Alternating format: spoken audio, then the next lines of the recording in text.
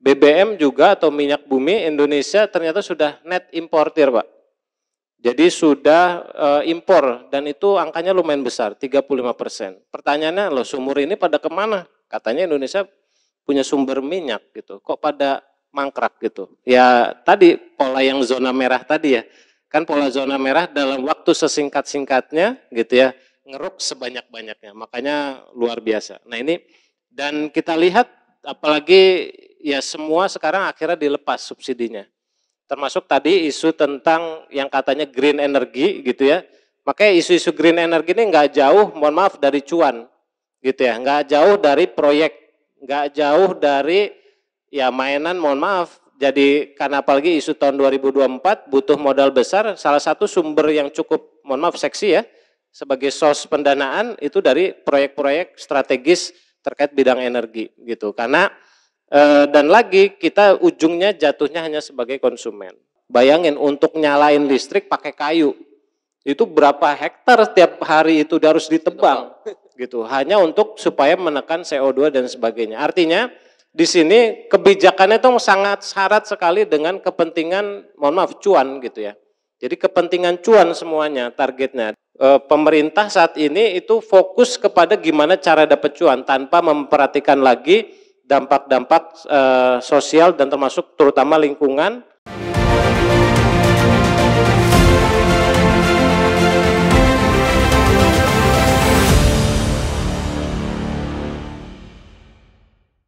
Terima kasih sebelumnya kepada moderator Pak Nasruddin. Baik, jadi mohon izin kepada para hadirin, para tokoh, para ulama mengenai pandangan dalam hal ini terkait energi dan lingkungan di 2023. Jadi ada beberapa catatan yang patut kita ketahui dan juga kita pahami dan sangat bersentuhan sekali dengan masyarakat ya. Terutama sumber energi primer ya, yang kita ketahui sumber energi primer ada minyak, baik itu BBM yang langsung ke tengah-tengah masyarakat, kemudian gas, kemudian batu bara, kemudian tadi listrik gitu ya. Itu semua yang tiap hari kita berinteraksi dengan hal tersebut. Nah pertama yang paling dekat dulu deh urusan dapur ya. Urusan dapur kita pakai apa Pak? Pakai gas ya, LPG. LPG itu kebijakannya dari minyak tanah menjadi LPG tahun 2010. Berarti sudah berapa? 13 tahun ya kita pakai LPG di rumah. Dulu waktu 2010 saat terjadi konversi minyak tanah menjadi LPG, apa isu yang diangkat?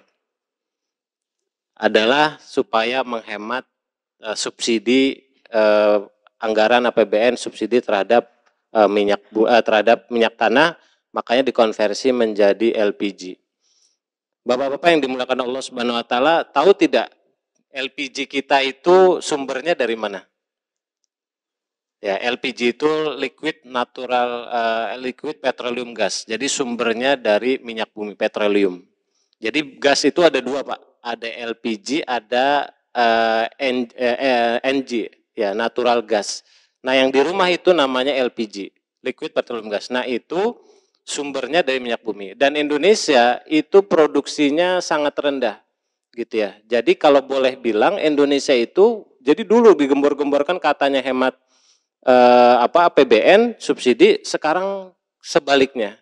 Makanya saya bingung nih, tadi kembali lagi kebijakan politiknya. Kok bisa ya?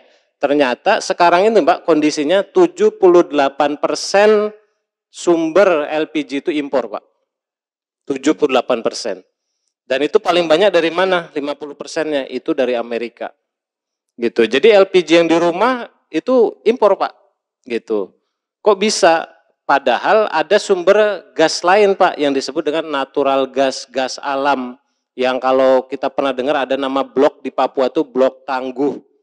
Nah itu natural gas Pak. Nah natural gas itu sekarang yang terinstal langsung sampai ke rumah-rumah itu baru 800 ribuan Pak. Salah satunya di Depok ada ya, di Jakarta juga ada. Nah, itu yang terinstal langsung dan itu harganya jauh lebih murah Pak. Kalau sekarang LPG anggap harganya 20 ribuan ya, berarti sekitar 7 ribuan per kilonya. Nah kalau LPG itu harganya sekitar, contoh ya di SPBG ya, itu angkot-angkot ngisi itu sekitar 3.500. Dan itu buat si perusahaan itu sudah untung gitu. Artinya apa? Ini jadi problem. Jadi yang dulu digembor-gemborkan hemat subsidi sekarang kebalikan, Pak. Dan Indonesia minus terhadap transaksi migas itu 2,1 miliar dolar per tahun. Kemudian yang kedua adalah BBM. BBM juga atau minyak bumi Indonesia ternyata sudah net importir, Pak. Jadi sudah impor dan itu angkanya lumayan besar, 35%. Pertanyaannya, loh sumur ini pada kemana? Katanya Indonesia punya sumber minyak gitu, kok pada mangkrak gitu. Ya tadi pola yang zona merah tadi ya, kan pola zona merah dalam waktu sesingkat-singkatnya gitu ya, ngeruk sebanyak-banyaknya, makanya luar biasa. Nah ini, dan kita lihat apalagi ya semua sekarang akhirnya dilepas subsidinya, hanya tinggal Pertalite. Kemarin isunya waktu bulan September Oktober itu mau naik nih akhir tahun, ternyata nggak jadi. Kayaknya nanti jadi nggak populer ya di 2024 gitu.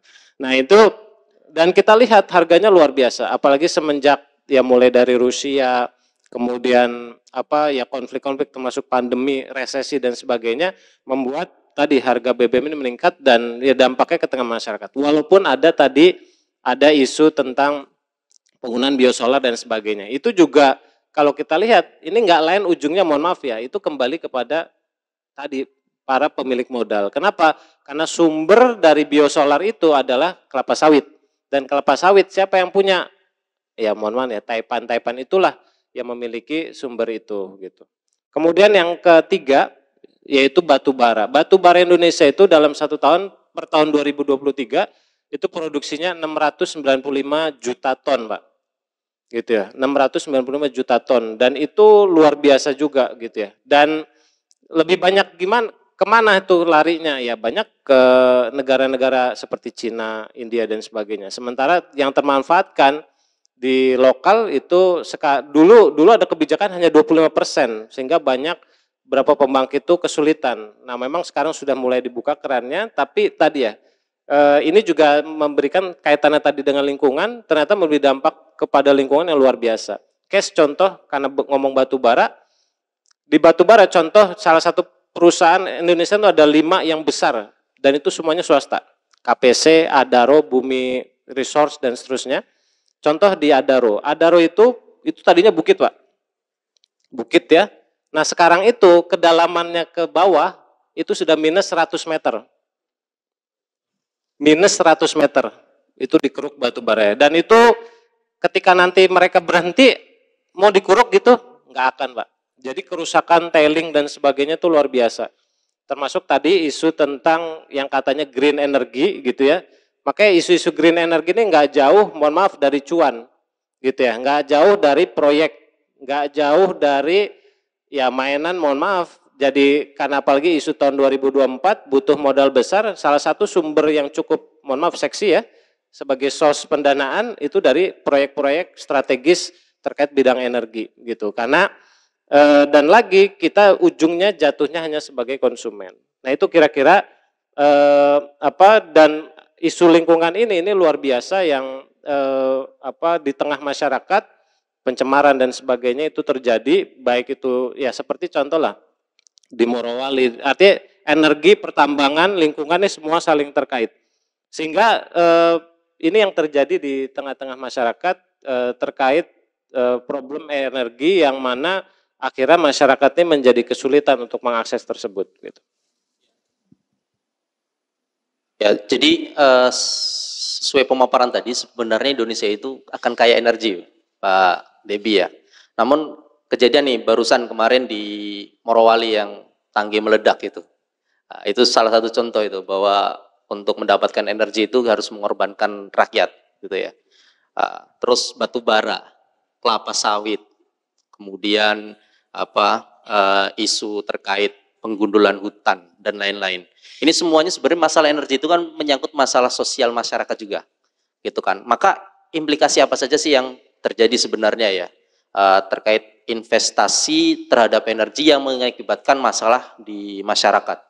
Baik, ya jadi salah satu dampak dari tadi energi juga ya seperti proyek-proyek pembangkit listrik dulu bombastis sekali tuh. Proyek 35.000 megawatt gitu. Walaupun realisasinya juga ya dipertanyakan ya. Kemudian yang kedua juga tadi ya sumber termasuk yang sekarang lagi mulai naik lagi itu adalah terkait dengan hutan, forestry gitu ya. Dalam hal ini sekarang karena isu global warming atau gas rumah kaca atau greenhouse effect gitu. Nah itu ternyata di sini larinya semua ke kebijakan, termasuk kebijakan-kebijakan yang diambil. Yang tadinya perusahaan pakai batu bara sekarang diwajibkan menggunakan biomasa. Memang biomasanya ada yang dari cangkang sawit, ya disebutnya PKS gitu, palm kernel oil, shell. Nah, cuman bukan hanya itu, ada juga yang menggunakan kayu, Pak. Bayangin untuk nyalain listrik pakai kayu. Itu berapa hektar setiap hari itu harus ditebang gitu. Hanya untuk supaya menekan CO2 dan sebagainya. Artinya di sini kebijakannya itu sangat syarat sekali dengan kepentingan, mohon maaf, cuan gitu ya. Jadi kepentingan cuan semuanya targetnya dan kebijakan-kebijakan tentang menurunkan efek rumah kaca dan sebagainya, sebagai kontribusi paling besar itu ya negara-negara maju. Dan berharap sebenarnya dengan, makanya contoh kebetulan pernah diizinkan tinggal di Allah izinkan tinggal di Jepang gitu ya. Di Jepang itu, mohon maaf, kita di sini kalau hari biasa Pak, keluar matahari kelihatan nggak Pak? Maksudnya biru nggak langit? Apalagi Jakarta, pasti butek Pak ya. Iya. Gelap gitu. Di sana tuh terang Pak. Tingkat polusinya rendah. Ya karena produksinya di sini. Gitu. Tambangnya di sini, semuanya di sini udah bersih. Contoh mereka mau mengembangkan gasifikasi batu bara. Tapi nggak mau di sana gasifikasinya di sini. Processingnya yang kotor-kotor, begitu jadi gas baru dikirim ke sana. Dan saya waktu belajar kuliah di sana itu, Jepang itu sebenarnya jantungnya salah satunya di Indonesia. Kenapa? Karena 35% sumber energinya itu dari sini Pak. Baik batu bara, gas, minyak dan sebagainya itu dari sini Pak. Makanya sampai ada mereka tuh saat mengirim utusan perusahaan ya ke sini, itu mereka belajar dulu bahasa Indonesia. Itu saking ingin mengetahui environment termasuk sosial kemasyarakatan di sini agar apa? Agar mereka tidak ada kendala. Makanya ketika saat kemarin ya penutupan ekspor langsung bahan mentah, yang paling pertama kali siapa? Perusahaan Jepang Pak, termasuk Mitsubishi. Mitsubishi itu sampai lari ke PBB, ke WTO, minta tolong itu kebijakannya dicabut. Karena ya kebayang produksi besinya, bajanya dan sebagainya itu mengganggu kepentingan mereka. Makanya dari situ kita bisa lihat dampak lingkungan terhadap kebijakan-kebijakan ini ternyata, mohon maaf ya, pemerintah saat ini itu fokus kepada gimana cara dapat cuan tanpa memperhatikan lagi dampak-dampak sosial dan termasuk terutama lingkungan seperti tadi ya terjadi banjir dan sebagainya. Dan ya kita aneh, dulu yang namanya banjir biasanya Jakarta ya, sekarang yang namanya Kalimantan, Sumatera, Sulawesi banjir loh. Kok ikut-ikutan banjir lah, bukannya hutannya di sana banyak gitu ya. Kok ini bisa terjadi? Ya itu tadi, karena apalagi dengan kebijakan HPH tadi, hak pengelolaan hutan. Wah ini nanti seru lagi kalau kita bicara. Ya, jadi permasalahan hutan ini pun agak rumit ya, karena berkaitan agrari. Banyak kasus ternyata sertifikatnya masyarakat punya sertifikat tapi tanahnya diambil, atau double sertifikat dan lain-lain. Nah, ini nanti mungkin jadi bahasan kita Bapak-bapak sekalian di sesi tanya jawab. Namun ada satu pernyataan tadi yang menggelitik. Seandainya negara ataupun pemerintah itu dalam pengelolaan energi ini mengutamakan cuan, harusnya cuan itu kan kepada rakyat. Ya kan? Seandainya nih, berarti cuan tadi atas energi yang diberikan, kemudian bisnis energi yang terjadi itu kan kepada rakyat. Tapi faktanya kan tidak. Rakyat bahkan tidak mendapatkan hasil apa-apa. Gitu kan, royalti kepada rakyat pun tidak apa-apa. Tidak mendapatkan apapun, sepeser pun. Lantas sebenarnya konsep energi ataupun solusi energi yang bagaimana nih, yang biar rakyat itu merasakan manfaatnya? Baik, ya jadi tadi disampaikan sebelum dijawab yang tadi pertanyaan terakhir tadi, jadi cuannya lari kemana Pak? Cuan-cuan yang selama ini proyek-proyek strategis larinya kemana? Bapak kalau sempat berkunjung ya, Bapak akan lihat tuh brand-brand perusahaan-perusahaan yang itu milik salah satu orang yang memegang jabatan banyak. Ya, tahu ya. Toba apa, itu PT-nya dia Pak, gitu ya. Si Opung lah tadi bilang ya. Ya itu proyek semua nama dia Pak, semua PT-nya dia, gitu. Mau pembangkit, mau apa dan sebagainya. Jadi cuannya lari kemana? Ke dia Pak, bukan ke masyarakat. Masyarakat nanti dapetnya gimana? Beli, pakai modal tadi ya.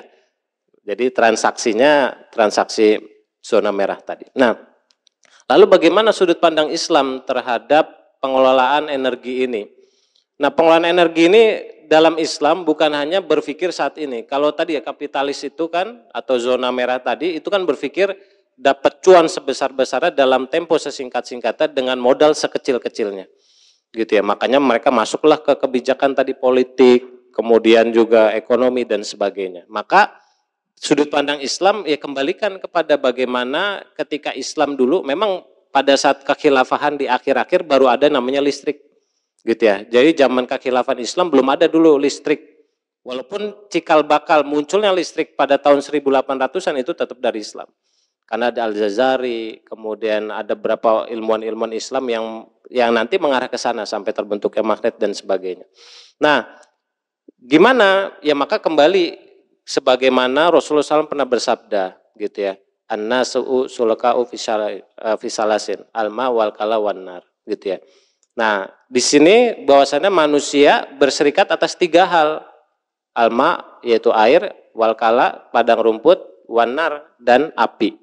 Ya, alma air ya, ini juga problem kalau mau kita bahas. Kemudian wal kala ya tadi ya padang rumput termasuk di sana hutan. Gitu ya. Kemudian wanar, nar di sini adalah energi, ya api adalah energi. Nah, artinya semua hal ini itu kalau dikembalikan anasus surok maksudnya berserikat kepada masyarakat gimana? Maksudnya adalah pemilik real sumber daya energi, sumber daya mineral, hutan dan sebagainya itulah milik umat. Lah kalau milik umat gimana? Boleh nggak kira-kira diambil oleh individu? Boleh kalau untuk keperluan sehari-hari. Contoh, misalkan orang yang tinggal Kalimantan butuh kayu bakar, ya boleh dia ngambil seperlunya. Masa mau ngambil kayu bakar nebang 1 hektar? Nah, itu mah bukan buat kayu bakar gitu ya. Enggak mungkin, pasti dia ngambil hanya kebutuhannya saja. Nah, cuman sekarang itu hutan-hutan tadi itu malah dibabas. Kalau saya catat datanya itu luar biasa ya.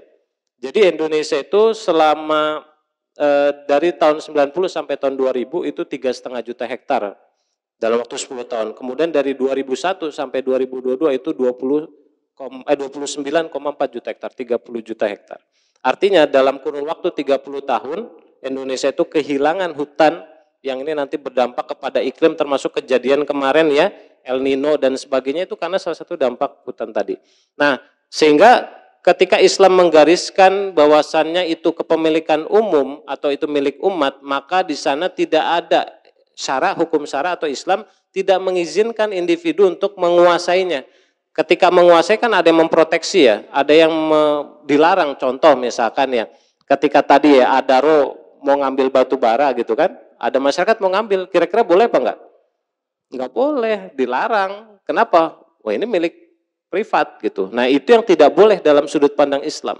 Sehingga kalau dalam sudut pandang Islam alasannya selalu kan ada alasan mereka. Oh alasannya tidak pemerintah nggak punya kemampuan. Siapa bilang nggak punya kemampuan? Orang di dalamnya itu orang Indonesia semua. Oh nggak punya modal. Ya tadi selama pakai mikirnya zona merah dianggap nggak punya modal, nggak mampu gitu ya. Sehingga kalaupun memang benar-benar tidak punya kemampuan, ya maka negara wajib mengadakan orang-orang termasuk teknologi yang bisa untuk merealisasikan tersebut. Masa sudah merdeka puluhan tahun nggak bisa-bisa, kan ini pembodohan gitu. Sehingga disitulah Islam menggariskan bahwa inilah menjadi tanggung jawabnya negara untuk mengelola itu. Bagaimana nanti agar masyarakat bisa mengaksesnya. Kalaupun beli itu dalam rangka tadi mengganti kos. Kalaupun dapat untuk negara itu untuk tadi nanti aspeknya ke pendidikan, ke kesehatan dan sebagainya. Sehingga wajar kalau kita bicara tadi mungkin Ustaz Tun juga membahas kalau sektor real itu berjalan dengan baik ya termasuk pengelolaan sumber daya energi, mineral, hutan dikelola dengan baik. Saya ingat tuh dulu saya zaman SMA sempat ikut seminarnya beliau tuh.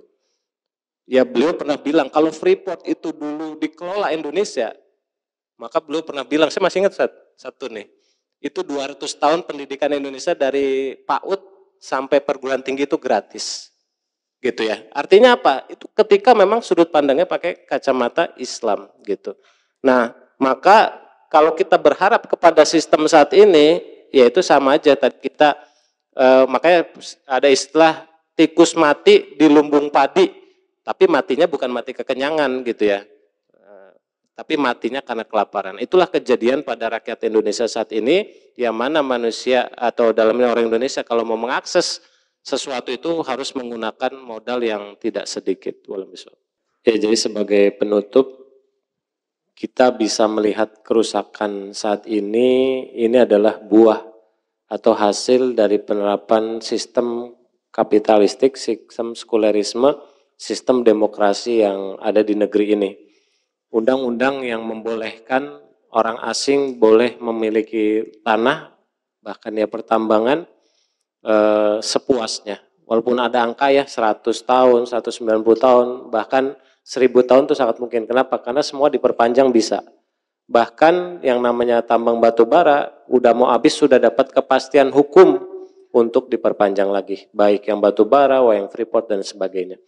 Nah sehingga di sini kita bisa lihat bobroknya, jadi sekarang sudah sangat jelas seperti terangnya siang hari gitu ya, kebobrokan dari sistem ini dari berbagai aspek termasuk bidang energi dan lingkungan.